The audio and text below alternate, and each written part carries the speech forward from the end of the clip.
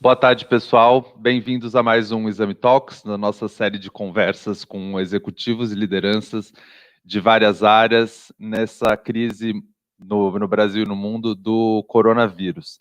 Primeiro, eu queria dar alguns avisos, falar para todo mundo que está assistindo se inscrever aqui no canal da Exame, para acompanhar as conversas que a gente já teve e as próximas que ainda vão rolar.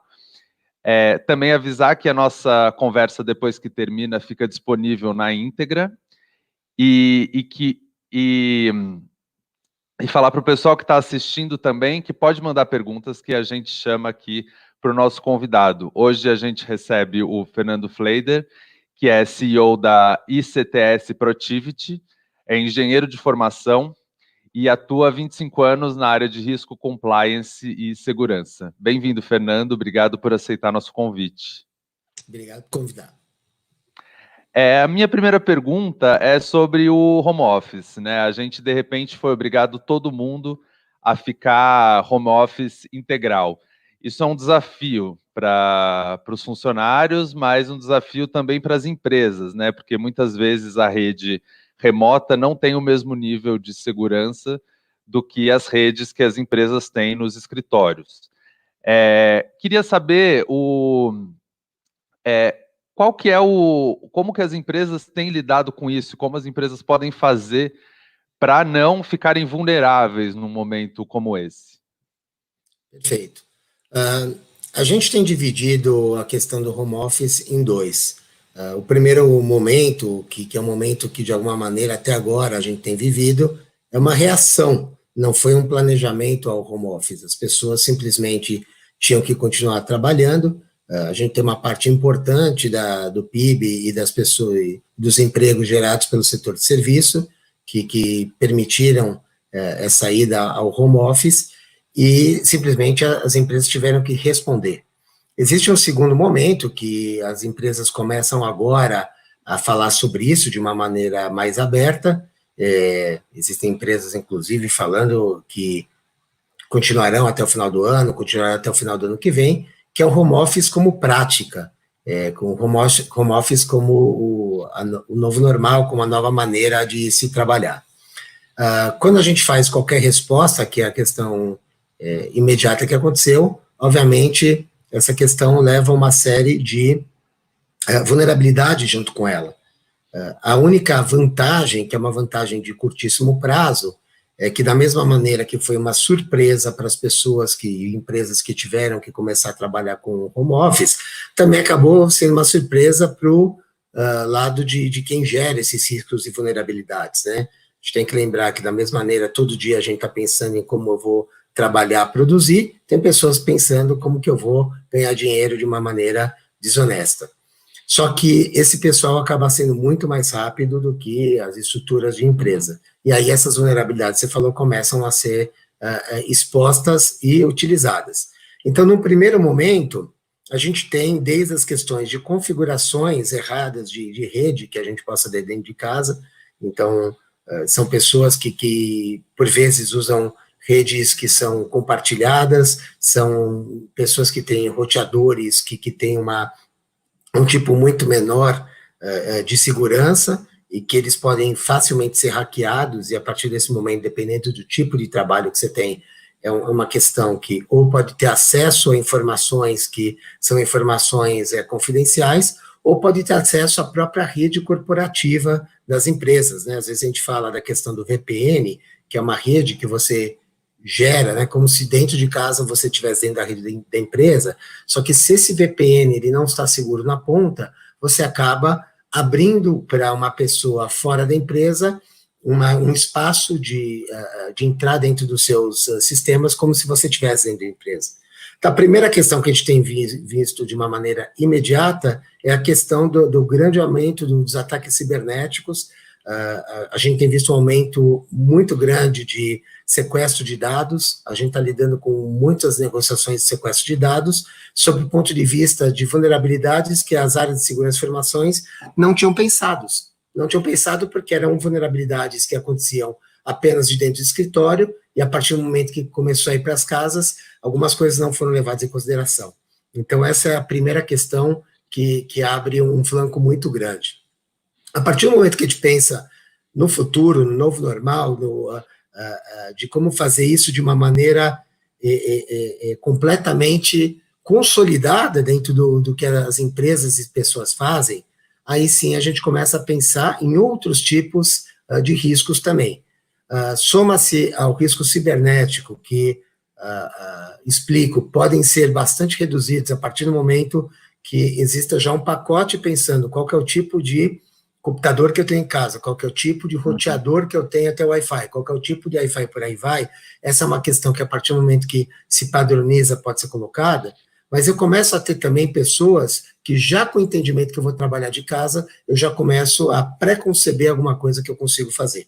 Então, pré-conceber que eu de casa, por exemplo, se a gente for olhar o setor de call center, o setor de call center é extremamente controlado em termos de como que as pessoas trabalham. As pessoas não podem levar, por exemplo, celulares para o call center para não tirar fotos de tela, elas não podem fazer certas questões. A partir do momento que ela está na casa dela, e tem umas pessoas que pensam, minha casa, minhas regras, né, até sob o ponto de vista psicológico, outras pensam, opa, eu não vou passar mais por esse controle, então, de repente, alguns tipos de informações que têm um valor no mercado secundário, tem um valor na Deep Web, inclusive, e cada vez mais tem um valor entendendo a privacidade para onde o mundo está indo, que a gente romper privacidades em muito pouco tempo vai ser passível de multas. Então, pessoas podem começar a se infiltrar dentro desse mundo para fazer coisas erradas. E aí, o que a gente tem para fazer desde do correto screening, né, da correta análise de quais são essas pessoas que a gente está trazendo para dentro, até o correto monitoramento que eu consigo fazer de um trabalho remoto, que hoje não foi pensado, mas isso é completamente factível. Uhum. Achei interessante esse exemplo que você trouxe do call center, porque a gente poderia imaginar, por exemplo, que o call center é uma atividade bastante fácil de adaptar, porque basta falar o microfone e ter um sistema, mas a questão da segurança é o que pega, né? Porque você está lidando com dados muito sensíveis, às vezes, e sem ter uma supervisão, isso é muito, muito perigoso. Queria que você trouxesse, um pouco dessa diferença entre os setores. Você tem um setor de atendimento, que é forte o virtual, você tem o setor financeiro, que é talvez o mais, que tem uma brecha maior para ter dano para as pessoas, mas ao mesmo tempo eu imagino que é um setor que já estava um pouco mais preparado do ponto de vista de segurança. Como que cada setor, com sua particularidade, tem que encarar? Tem setores, por exemplo, que a questão de roubar segredos corporativos é o que pega, né? Qual a diferença, assim, de ter acesso a dado, acesso à comunicação, ter privacidade? Como isso pega para cada setor que você trabalha? Perfeito.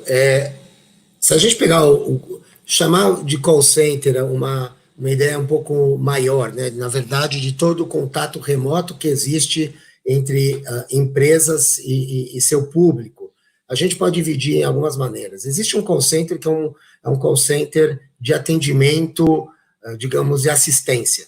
A gente tem muito pouco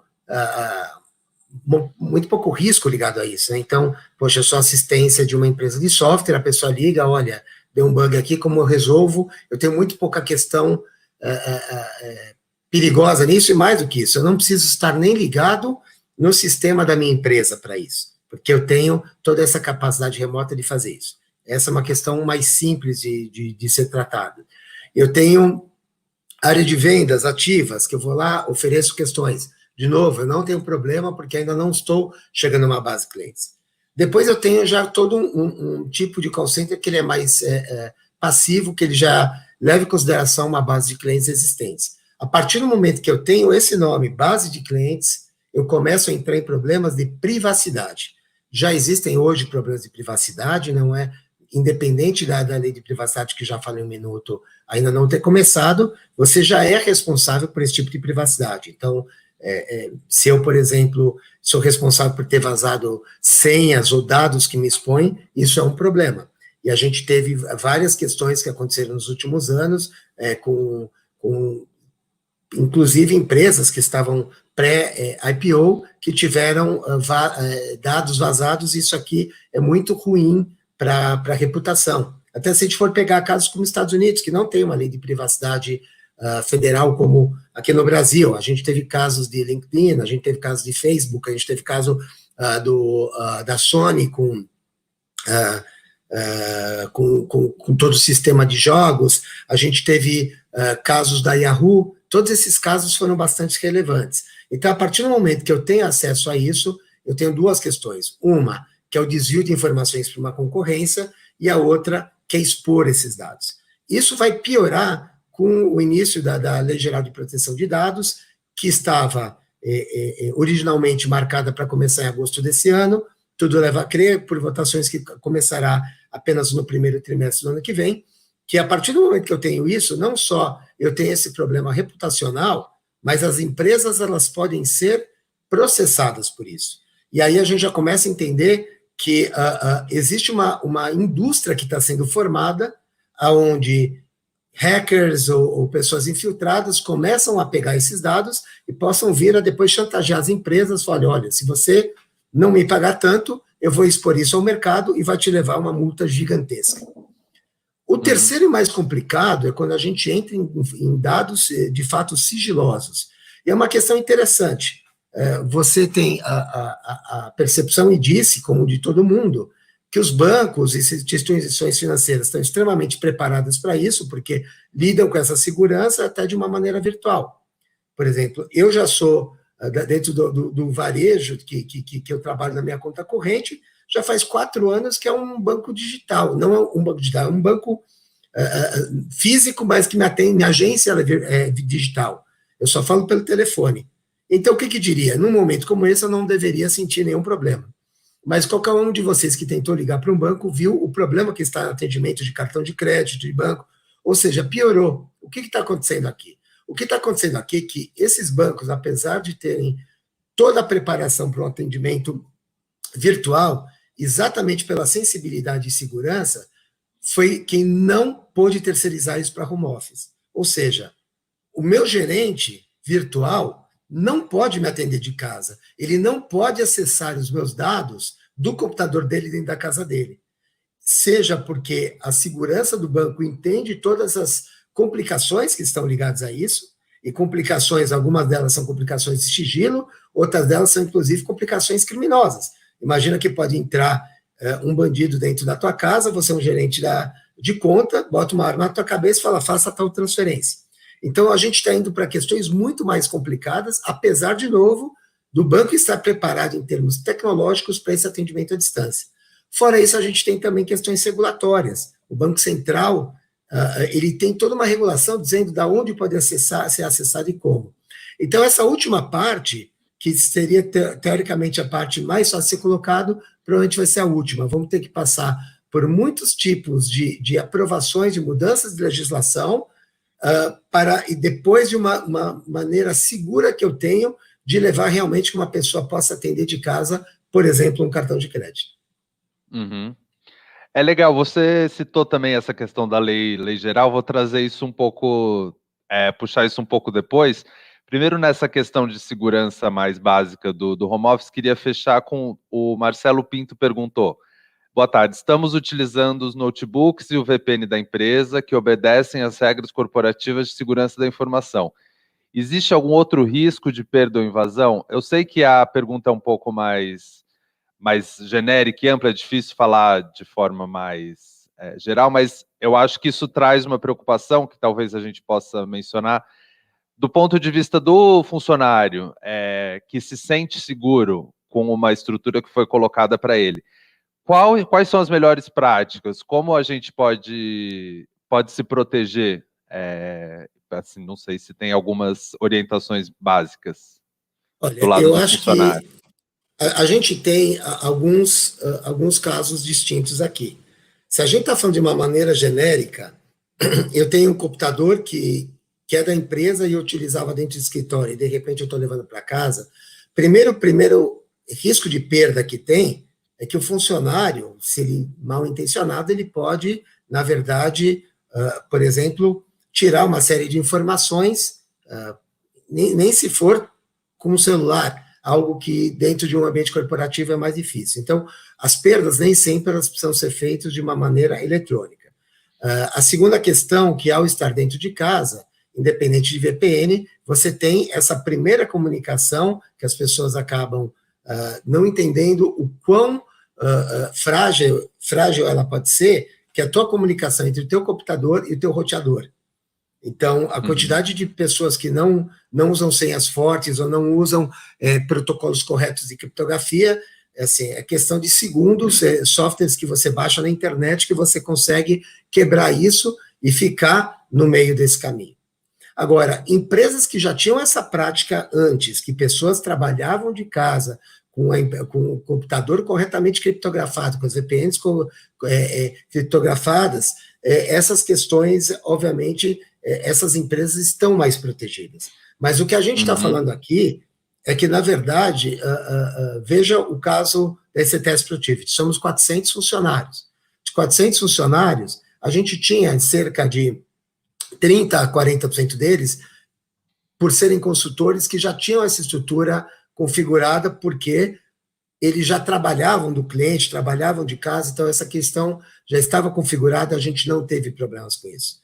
Mas a gente tem uma quantidade grande de funcionários, por exemplo, todo o nosso receptivo de canal de denúncia, de diligências, que é uma espécie de call center, é um call center muito qualificado, muito específico, com pessoas muito treinadas, mas ainda assim é uma central que recebe ligações para receber denúncias, para receber pedidos, e esse pessoal que trabalhava, muitas vezes até computador fixo, teve que começar a trabalhar de casa. A gente teve que fazer uma operação de guerra para esse pessoal conseguir trabalhar de uma maneira segura e trabalhar, inclusive, no sistema que fica dentro da... é um sistema já em nuvem, mas que tem seguranças que eu tive que adicionar. E foi por isso que, quando começou essa questão da pandemia, não pude, de uma hora para outra, fazer isso. Eu fiz isso de uma maneira escalonada, onde que na primeira semana mais da metade estava fora, e só ao final da segunda semana 100% estava fora, porque a gente teve que fazer isso de uma maneira muito correta, entendendo quais são as condições de cada um. Essa questão de condições também, a gente muitas vezes pensa que quando a gente está espelhando o que é a casa de cada um, a gente espelha muito a nossa casa. Eu tenho um roteador tal, um Wi-Fi tal. Essa não é a realidade de muita gente. Muita gente tem realidades completamente diferentes em termos de telecomunicações, tá? Aliás, começa a se falar mais e mais que o acesso à internet, o que essa crise está mostrando, vira uma necessidade básica, assim como acesso a saneamento. Porque se a gente está falando disso tudo, o que adianta eu falar disso tudo se eu entendo que tem uma parcela da população que não tem Wi-Fi em casa, que tem que fazer algumas coisas de celular. A gente está acontecendo isso com o ensino público, né? A gente está falando qual que é o problema das crianças, como as crianças vão ter aulas virtuais se elas não têm um computador para ter essa aula virtual. Então, a gente tem que ter um entendimento social muito importante aqui, para que todas essas condições de segurança também sejam acatadas da maneira correta. É interessante isso, né? O acesso à internet, a gente vê como é central. Já era central, mas é um tema que tem surgido bastante nas nossas conversas do Exame Talks, de como essa crise do coronavírus está acelerando entendimentos e processos que já estavam sendo colocados, mas de repente eles ficam escancarados, e um processo que demoraria bastante tempo para ser implementado, ou um entendimento que demoraria muito tempo para cair a ficha, de repente tem que ser de uma hora para outra, né? Eu imagino que essa questão da segurança virtual e da estrutura de informação para as pessoas é um desses processos que estão sendo acelerados, né? Não sei se tem outros nessa área que você vê tendências que já estavam sendo colocadas e que, de repente, ficaram muito, muito mais evidentes nesse momento? Sim. Acho que vale a pena também um comentário prévio de falar que a maneira que você tem que responder à crise, a maneira que você tem que planejar teu futuro, não necessariamente tem que ser a mesma, ou necessariamente não tem que ser a mesma. porque a maneira que você pensa um home office imediato de crise não é a maneira que você planeja o teu home office a partir do momento que a crise termina, porque você tem que ter uma paz de espírito diferente para ambos. A gente vê, obviamente, de acordo com a indústria, mudanças muito grandes. A questão do comércio eletrônico é uma delas, né? O comércio eletrônico, a gente já tem falado de um crescimento de mais de 50%, e é daí para cima. E é daí para cima por quê? Porque, primeiro, que as pessoas que nunca testaram, gostaram e aprovaram. É muito mais fácil, é muito mais barato, é muito mais cômodo. O que isso mexe, na verdade? Isso mexe desde as questões de transporte. Então, vamos pensar que a gente teve as joalherias, teve os Dias das Mães agora, e tiveram que passar isso por comércio eletrônico, virtual. Entendam que motoboys entregaram joias. Isso nunca foi feito antes. Então, a partir do momento que eu entendo isso, vamos até deixar claro, isso é algo novo para o Brasil. O mercado de venda à distância, que começou com catálogos, depois com a TV nos Estados Unidos, o principal item que era vendido eram joias. Isso não era algo da realidade do Brasil. Como que eu faço isso na realidade do Brasil para prover algum tipo de segurança? Por exemplo, se eu tenho algum tipo, via de regra, essa última milha é feita por motos, como essas motos, por exemplo, podem contar com cofres, porque não é qualquer um que pode parar essa moto e abrir o baú para fazer uma entrega. E como eu posso garantir que o baú só é aberto quando ele, de fato, chega no endereço que já estava colocado?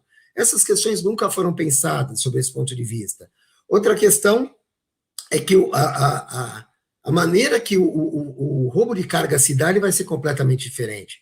O roubo de carga está crescendo no Brasil e no mundo, e ele vai crescer muito mais, porque a gente está falando, eventualmente, se a gente entrar em uma quarentena mais estendida ou até no lockdown, a gente vê uma piora de condições sociais, onde já está bastante claro, porque a gente já está vendo isso a ponto de acontecer, há mais tipos de saques. Alguns saques que são feitos a lojas, eles podem começar a ser feitos a caminhões de comida. Então, a gente vê aquela empresa que eu sei que é uma empresa de comida, e passando um caminhão na frente de uma comunidade que pode muito rapidamente colocar pneus, não permitir que esse caminhão passe e, de repente, começar a ter um saque, que é algo que a gente não tinha historicamente.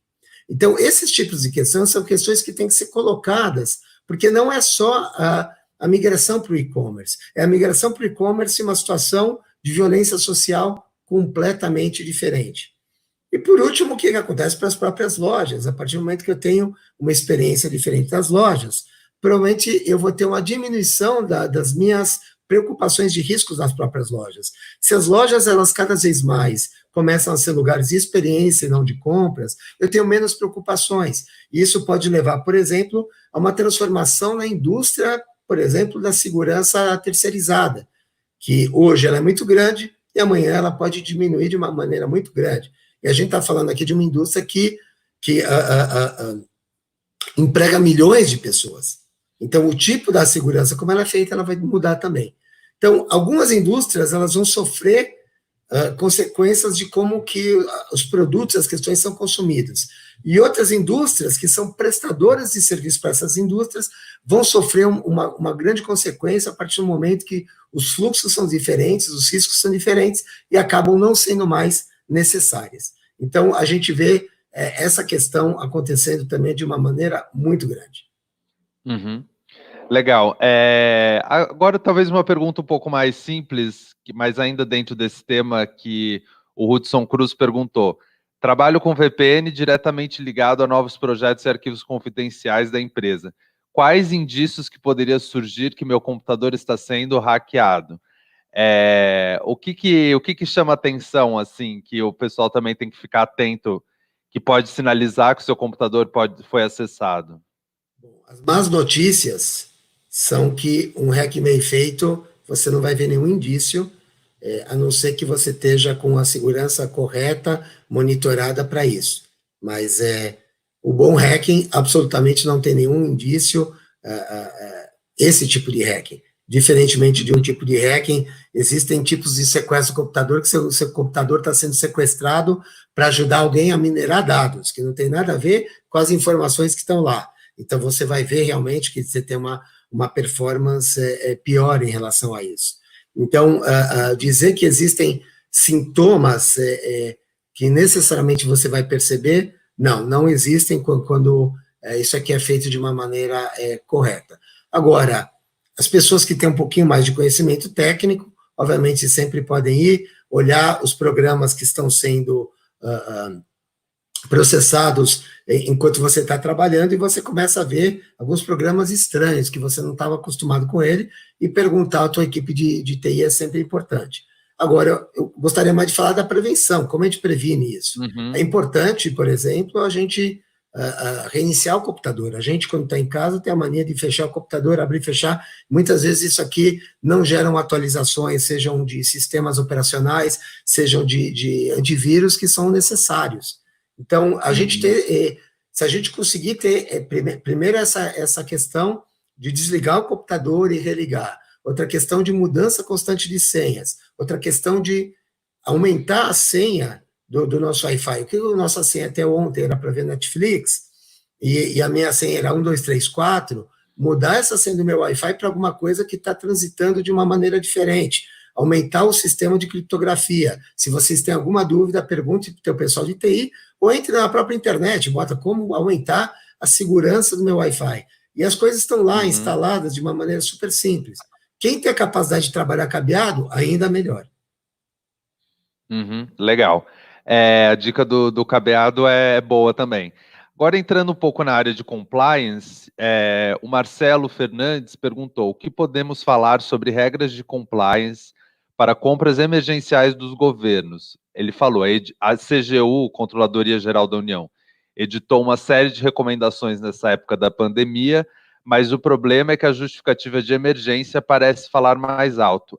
Eu queria usar esse gancho, porque às vezes é isso, tanto da parte das empresas, mas agora especialmente do setor público, você tem regras bem estabelecidas e você tem também regras para compras emergenciais, mas às vezes agora, nessa situação que é completamente nova e completamente emergencial, existe tanto uma justificativa quanto um risco em você flexibilizar algumas regras, e a gente já tem visto isso gerando consequências de desvios ou mau uso do dinheiro público. Como ficam essas recomendações num momento como esse? O bom sistema de compliance, ele leva essas questões em consideração, quando algo tem que ser feito. É interessante, porque a gente está falando aqui de regras de compra, que eu já comento, mas a gente tem que lembrar, sob o ponto de vista do mundo privado, onde é mais fácil a gente falar sobre compliance, que na verdade acaba sendo até mais controlado. A gente tem regras, por exemplo, ligadas a doações. As doações é uma questão bastante importante. E a gente gostaria de fazer também doações emergenciais agora, seja doações de empresas querendo doar testes, empresas doando máscaras, empresas doando até respiradores. E essas doações, se eu for pensar sobre o ponto de vista dos protocolos que tem que ser feito de uma maneira correta, via diário oficial, mas a gente está pensando aqui em salvar vidas. Então, a primeira questão é que essa transparência tem que ser feita de uma maneira grande. Então, por exemplo, é importante que cada uma dessas questões que aconteçam, elas sejam muito publicadas. Então, ou tem alguma questão de botar entidades independentes no meio do caminho. Acho que o que o Itaú fez ao permitir que R$1 bilhão seja passado para isso, montou um comitê, esse comitê que rege já não é mais o comitê, não é mais o Itaú, o que vai ser doado, para quem vai ser doado, e tudo que é doado, ele na mesma hora, colocados em portais. Indo para o mundo das compras governamentais, a primeira questão passa também por transparência. Transparência de deixar claro quais são as compras que estão sendo feitas, de que maneira estão sendo feitas, para se submeter também a qualquer tipo de sugestão, recomendação ou crítica. Às vezes a gente está falando de respiradores e, de repente, o governo, desavisado, eu tendo a achar que, nesse momento, tem muita gente, não apenas mal intencionada, mas pessoas ou despreparadas ou desavisadas, acabam colocando uma característica técnica em um respirador que, por exemplo, restringe o tipo de respirador a 2 fabricantes no mundo. E é algo que não é necessário. Se isso aqui está muito transparente colocado, eventualmente uma pessoa do setor de saúde consegue fazer essa crítica, colocar isso aqui ser mudado. A gente tem que tomar cuidado, porque, sobre o ponto de vista da alma humana, dos valores humanos, a vida vem antes do compliance. Então, sob o ponto de vista entre comprar mais caro e não comprar um respirador, uma máscara, comprar mais caro vem antes. Até porque se teve qualquer tipo de prática incorreta, eu consigo correr atrás depois para restabelecer, seja criminalmente, seja civilmente, essa questão. A vida eu não consigo restabelecer. Mas essas medidas emergenciais, só tem que tomar cuidado que elas sejam focadas nos assuntos que realmente importam, porque a gente sabe que, infelizmente, a nossa prática tem sido de tentar aumentar sempre essa questão. Então, se fala de empréstimos para a saúde, o pessoal já tenta aumentar os empréstimos para que seja para pagamento de servidores, não apenas de saúde. Se a gente fala, então, de quais materiais têm que ser comprados, para a gente ter certeza que não vão entrar outros materiais que não esses. E, em relação a isso, transparência completa do que está sendo comprado, e, infelizmente, o governo, ele compra pior, ele significa um risco diferente também para quem está vendendo. Se eu estou vendendo alguma coisa para um ente público, é diferente o meu risco de recebimento se eu estou vendendo isso para um ente privado. E é diferente a minha capacidade de cobrança também. O ente privado eu posso ir na justiça comum, o ente público, eventualmente, eu tenho que depender de TCUs e CGUs e etc. Então, resumindo aqui, eu acho que é transparência, tudo que está sendo colocado, todo mundo que está vendendo, quais são os valores, quais são os editais, para que as pessoas consigam, de uma maneira muito aberta, comentar e permitir que erros como esse não aconteçam. Queria, ainda ficando nesse tema, queria saber, de forma geral, a gente teve, depois da Lava Jato e de todo o nível de escândalos que a gente viu, uma mudança forte de regulação e de compliance com as empresas, né? Queria, assim, que você fizesse uma avaliação um pouco mais de forma geral de como mudou esse cenário nos últimos anos, fora da questão da pandemia, do rigor do compliance, especialmente em empresas que lidam com contratos públicos ou com empresas públicas. A porta de entrada do compliance no Brasil foi a lei anticorrupção. Tá? O compliance, que é como a gente o chama.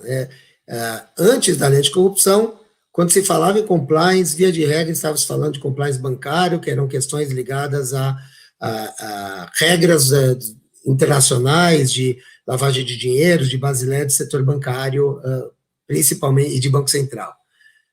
A partir da lei anticorrupção, que ela acabou sendo promulgada de uma maneira emergencial depois das manifestações de 2013, e sim, com uma vista muito grande do Lava Jato, a questão da anticorrupção é o grande foco, e as empresas começam a apostar na compliance como uma questão de anticorrupção. Teve o maior esforço já visto pelo Brasil em termos de compliance, e eu diria que foram cerca aí de 6 anos que os montantes que foram colocados foram muito grandes no estabelecimento das funções de compliance dentro das empresas, no estabelecimento de canais de denúncias, no estabelecimento de processos de diligência de terceiros, no estabelecimento de balanço de consequências, código de ética e por aí vai. Sempre, obviamente, muito focado na questão de corrupção. A questão é que as questões anticorrupção, elas acabam sendo limitadas a alguns, ou mais expostas a alguns setores da economia e em algumas áreas específicas. Obviamente, uma construtora que tem que lidar com uma série de fiscalizações está mais exposta a uma lei de compliance que, por exemplo, uma consultoria que trabalha com questões ambientais, ou ambientais até não, que tem questões de, vão até dentro do setor da construção, com uma consultoria de testes de concreto, por exemplo, que não tem nenhum tipo de contato. Essas questões, eu acho que teve um movimento pendular, elas foram até para um certo exagero, onde compliance officers começaram a ser tão necessários e remunerados como os próprios CEOs da companhia, e de repente essas coisas começam a ficar caras e as companhias agora começam, no movimento pendular, a diminuir. Mas o que tem segurado a compliance desde então não são apenas as questões de anticorrupção, onde as empresas estão muito ligadas e pensando em cima delas, mas quais são os outros temas que a gente também tem que cumprir. E as boas áreas de compliance começaram a tomar esses temas também.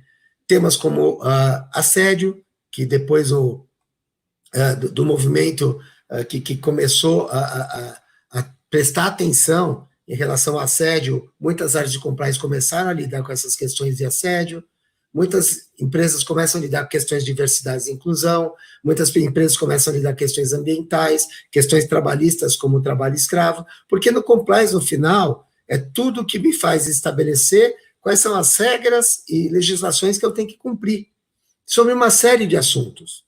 Uhum. Eu acredito piamente que, passado o Covid, por exemplo, as questões sanitárias e de saúde vão ser parte do sistema de compliance. Algo que já eram para empresas de medicamentos, empresas de alimentos, vão começar a ser para outros tipos de empresa também. Saber se as empresas estão cumprindo corretamente, por exemplo, esse retorno, se as pessoas estão usando máscara ou não, se elas estão mantendo o espaçamento social dentro do trabalho. Essa é uma outra área característica que pode ir para a de compliance.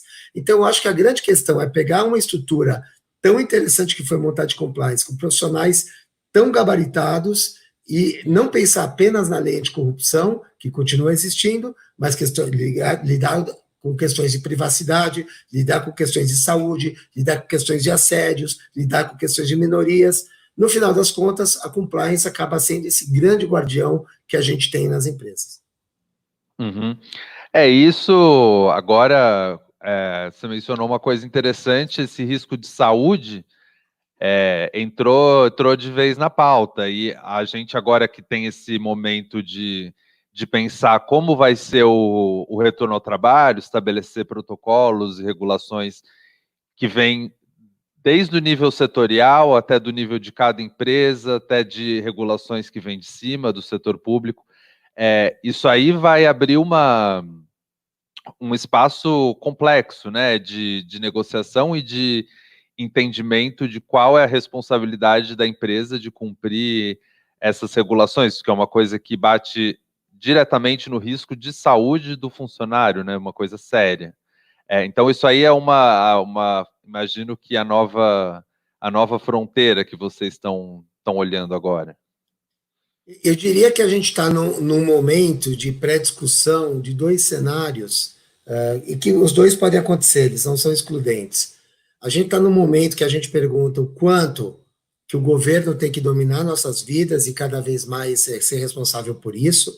Eu acho que o Covid trouxe a gente de volta um pouco para esse ambiente governamental, a partir do momento que a gente entende que uma crise desse tamanho, ela não pode ser combatida apenas pelo setor privado, seja pela quantidade de recursos necessários, ou até legislações, né? O setor privado não pode decretar um lockdown enquanto o governo pode, ou ao contrário, o quanto que a gente entende, e não apenas o Brasil, que os nossos governantes não são aptos a lidar com problemas como esses, e o quanto que a própria sociedade começa a lidar com isso. Então, a gente começa a ver que a quantidade de empresas que botaram a mão no bolso de uma maneira como nunca antes, né? Não estou falando apenas de Itaú, quer dizer, todos os bancos, seja Pactual, seja Bradesco, seja Safra, Santander, a quantidade de dinheiro que eles colocaram na economia é gigante. Você vê empresas do porte de uma Ambev, de um Boticário, fazendo máscaras, fazendo álcool gel, onde, de repente, o lucro é colocado de lado e fala assim, não, eu tenho uma responsabilidade em relação a essa sociedade.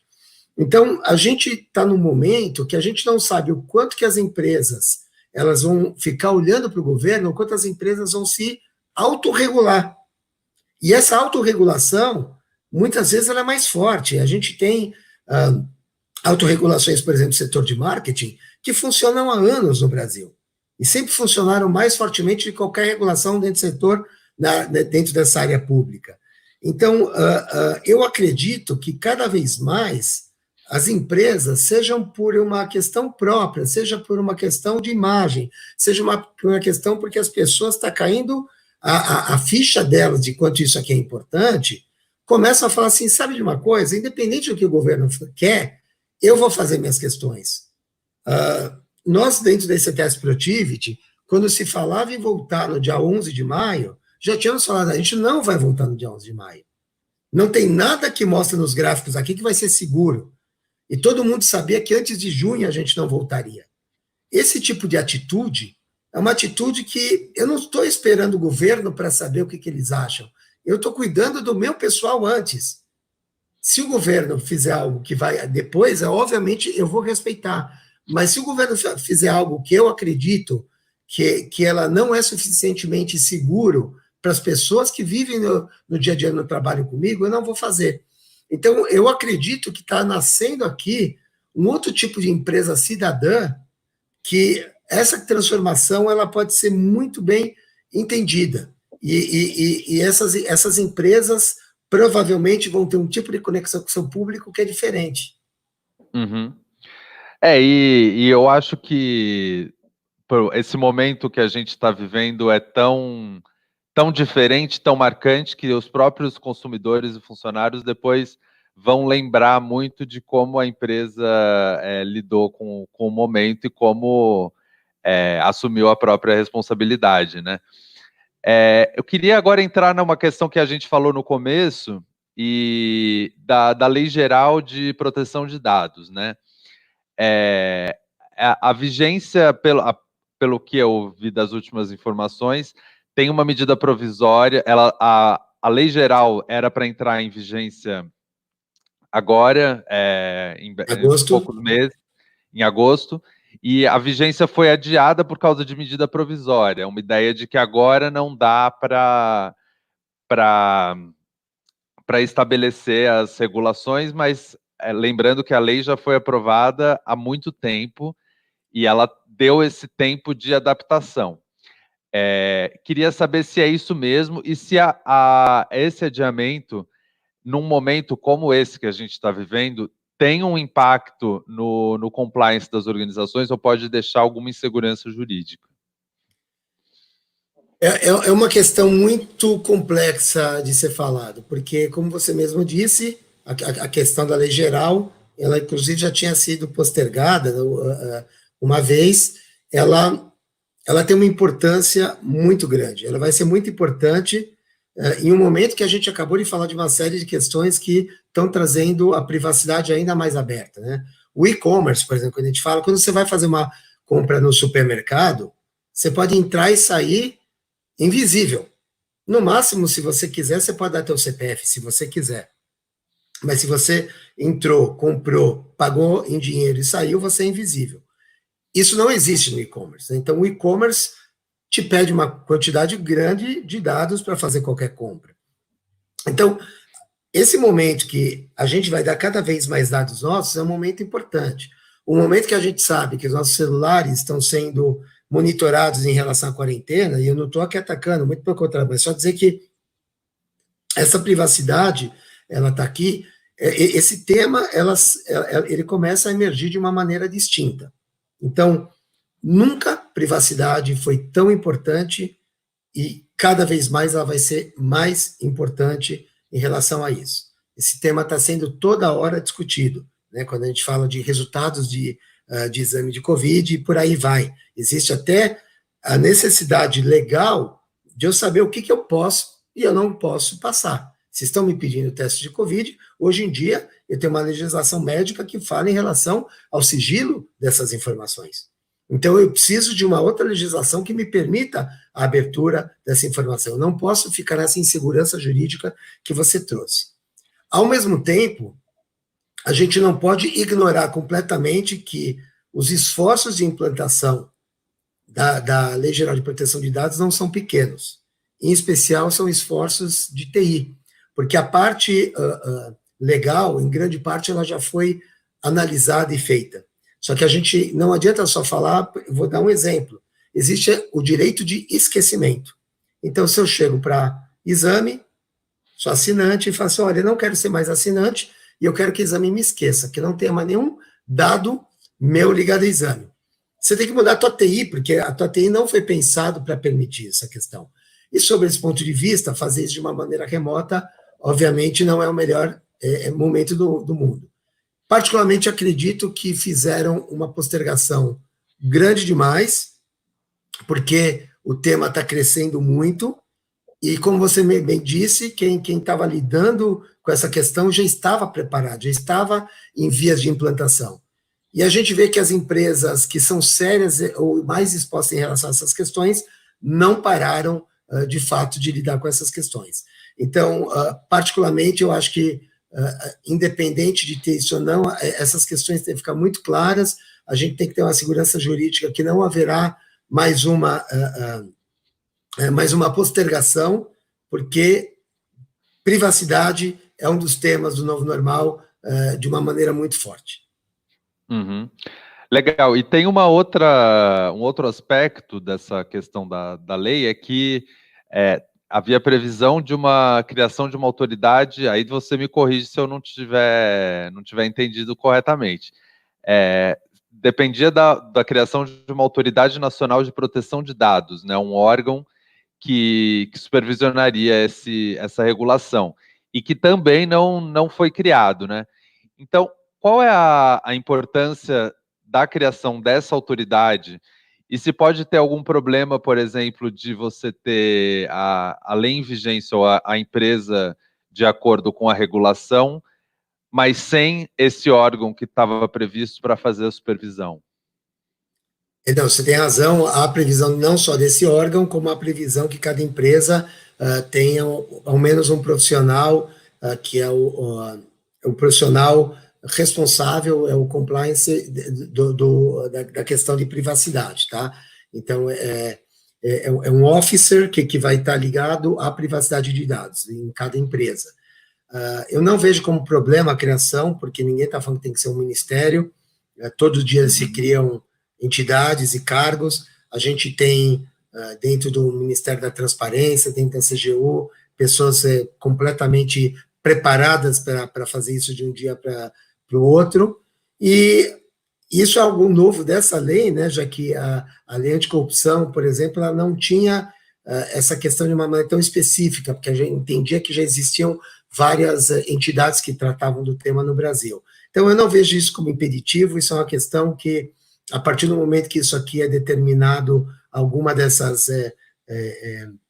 entidades que a gente tem no Brasil, que são, de novo, muito sérias, que são com profissionais muito bons, então, seja o Ministério da Transparência, seja a CGU, seja a TCU, seja quem for, não falta gente que consegue lidar com essa questão. A única questão que acho que, junto com a MP, pode vir é que já esteja concluída essa questão quando a lei ela acabar sendo, começar de fato a valer. Uhum. A gente está chegando aqui mais para o final do nosso tempo, mas eu queria ainda trazer duas perguntas. Você falou de risco, né? O risco, por exemplo, do vírus é o risco por excelência, e o risco que ninguém... Era aquela coisa que a gente tinha a previsão de que poderia acontecer um cenário desse tipo em algum momento, mas o custo-benefício de se preparar ou de ter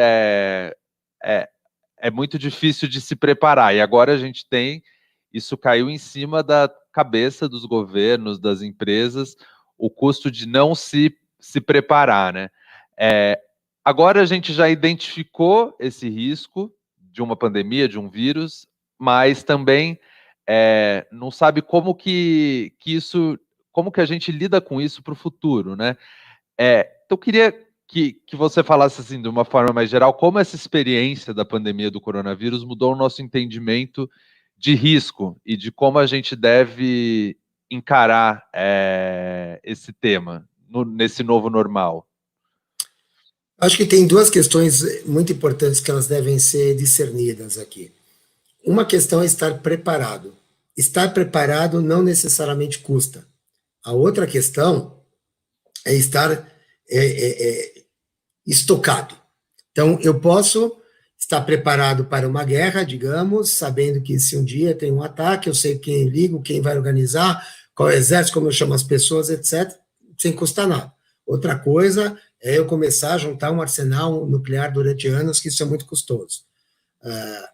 Acredito que para questões como, vamos chamar aqui de cisnes negros como esse, a gente não tem que estar completamente estocado, mas a gente tem que estar preparado. As empresas têm que ter planos de continuidade de negócio. Planos de continuidade de negócio custam muito pouco.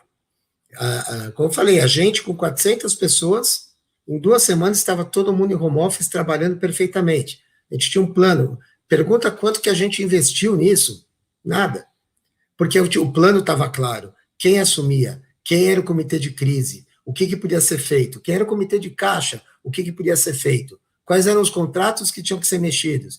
Todas essas questões aconteceram pós-Covid. Claro, tem pessoas que entenderam antes, pessoas que entenderam depois que ele viria. O governo está preparado para uma questão como essa, se existe algo nessa proporção, o governo não tinha ainda que ter soltado todo o dinheiro disponível, mas o governo já podia ter um plano que se acontecesse isso, eu vou dar R$600 para quem não tem dinheiro, R$1.200 para as mães solteiras, eu vou ter um plano de que eu entro com crédito para o pequeno e médio empresário. Essas questões, qual que é o custo disso? A gente já poderia estar preparado. Essa questão de como que eu expando, de repente, a minha capacidade de atendimento médico. De novo, podia ser uma guerra, podia ser uma intoxicação, podia ser um terremoto. Então, essas questões que, de alguma maneira, o Brasil ele respondeu bem, em especial onde teve iniciativa privada. Acho que esses hospitais de campanha, a velocidade que foram montadas, a maneira que foi feita, a maneira bonita que a gente viu os profissionais dos melhores hospitais de saúde. Então, a gente tem Einstein, Sírio, Redditor, Beneficência Portuguesa. Naquele momento, não só que estava atendendo seus pacientes, estavam contribuindo para a comunidade como um todo e sendo escutado. Então, essas questões já poderiam estar pré-concebidas e diminuir, de repente, um tempo de resposta que a gente tinha. Essa questão de máscaras, onde eu vou buscar, ou dessas compras emergenciais, essas questões poderiam estar pensadas. Então, de novo, sobre o nosso ponto de vista, por que a gente estava preparado para home office? A gente estava preparado para home office não porque a gente esperava ou sabia que existia um perigo de contaminação, mas a gente já passou por uma greve de caminhoneiros que as pessoas não tinham como chegar no trabalho. A gente já passou por tempestades esse ano que pessoas não tinham como chegar no trabalho. Então, a gente já teve questões de greves escolares que as mães que têm que ficar com as pessoas que não têm com quem deixar os filhos não conseguiam chegar no trabalho. Então, as questões de como trabalhar remotamente, eu tenho que estar preparado para elas. De novo, eu não preciso necessariamente ter toda a questão, eu já sei quais são os botões que eu vou apertar para que isso aqui aconteça. E aconteceram. Então, a quantidade de empresas que a gente trabalhou com planos de continuidade de negócios, que é uma das coisas que a gente faz pós-greve de caminhoneiros, foi muito grande.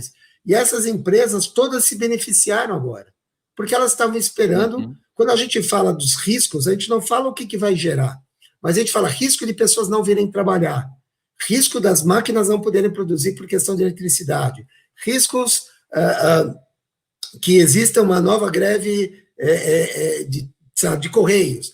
Esses riscos de distribuição, a gente tem que estar preparado para eles, e não custa muito. É estar preparado. Quem está preparado não é pego de surpresa.